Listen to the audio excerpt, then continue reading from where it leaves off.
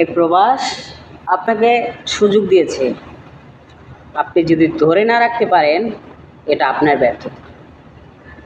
ব্যর্থতার পরিচয়টা এই প্রবাসে এসে বারবার দেওয়ার চেষ্টা করবে না, এখান থেকে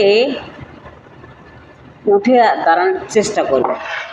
আমরা অনেক প্রবাসী ভাইরাই আছি যারা পদে পদে ভুল করে যাচ্ছি, যা কামাই সব টাকাগুলো পরিবার পরিজনকে দিয়ে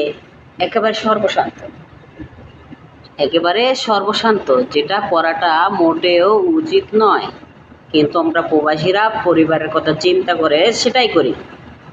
আপনি আপনার পরিবার, আপনার মা বলেন, ভাই বলেন, বোন বলেন, কিংবা বাবা বলেন, যাদেরকেই দেন দিতেই হবে, দিবেন।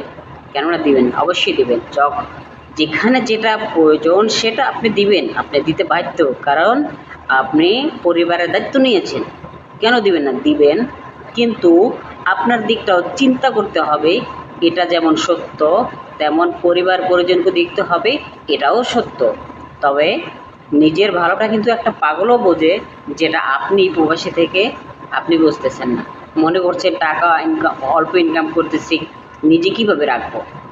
ভাই, এই প্রবাসে আমরা যারাই চাকরি করি এক কাম নিয়ে কিন্তু পড়ে আছি না, কোনো না কোনো কাম করছি এক্সট্রা ইনকাম করার জন্য। আপনি যদি এক্সট্রা ইনকাম করার সুযোগ নাও পান, তাও যদি 2-1 টাকা হারিয়ে পান, ওই জিনিসটা আপনি রাখেন, কিংবা আপনার খরচার টাকা, যেটা আপনি খরচার টাকা রেখে বাড়িতে পাঠান, ওই খরচার টাকা থেকে আপনি কিছু কিছু টাকা সঞ্চয় করে রাখতে পারেন, যেটা আপনার ভবিষ্যতে কাজে এসে দাঁড়াবে। এটা করবে, এটা করাটা উচিত। আপনি পরিবার পরিজনকে যাই দেন, ওখান থেকেও কিছু বাঁচানোর চেষ্টা করবেন। আপনার বেতন যদি 1000 টাকাও হয়, আমি মনে করি ওই 1000 টাকা থেকেও আপনার কিছু সঞ্চয় করে রাখাটা সম্ভব। আপনি চাইলে সম্ভব।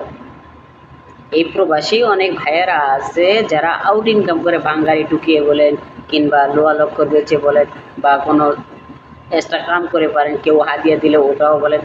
সব দিক থেকে এই প্রবাসী থেকে একটা আউট ইনকামের টাকা দিয়ে যদি সঞ্চয় করাটা চাইলেই সম্ভব। সেদিনকে এক প্রবাসী ভাই আমার কাছে আসছে 1000 রিয়াল পয়সা নিয়ে।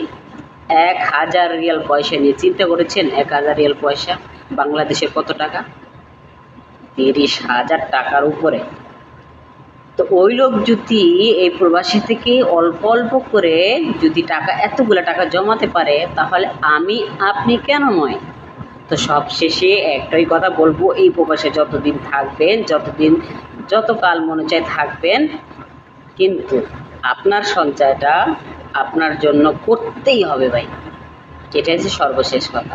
সুস্থ থাকবেন, ভালো থাকবেন, আর এই প্রবাসী খলিলের জন্য দোয়া করবেন। আমার এই চ্যানেলে যদি আপনি নতুন হয়ে থাকেন, সাবস্ক্রাইব করে পাশে থাকবেন। আল্লাহ হাফেজ।